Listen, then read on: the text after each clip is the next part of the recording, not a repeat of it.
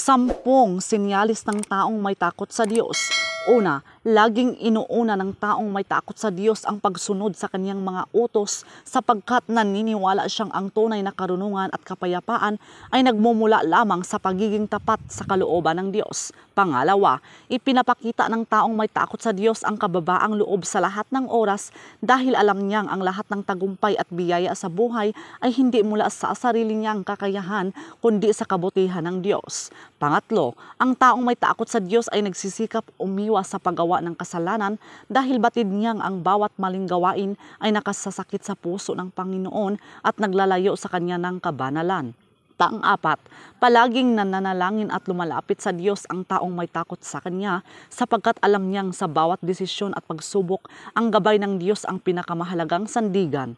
Panglima, iginagalang ng taong may takot sa Diyos ang kanyang kapwa dahil nauunawaan niyang ang bawat tao ay nilikha ayon sa wangis ng Diyos at nararapat tratuhin ng may pagmamahal at katarungan.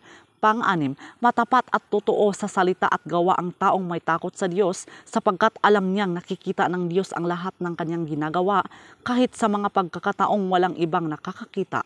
Pang-pito, ang taong may takot sa Diyos ay marunong magpatawad sa mga nakasakit sa kanya dahil naiintindihan niyang siya naman ay pinapatawad ng Diyos sa kabila ng kanyang mga pagkukulang. Pangwalo, mapagkumbaba at handang tumanggap ng pagkakamali ang taong may takot sa Diyos dahil alam niyang ang pagiging tapat sa sarili at sa Diyos ay mas mahalaga kaysa pagmamataas. Pangsyam, nagpapakita ng malasakit sa mahihirap at nangangailangan ang taong may takot sa Diyos sapagkat alam niyang ito ay isang paraan ng pagpapakita ng tunay na pag-ibig na itinuro ni Kristo.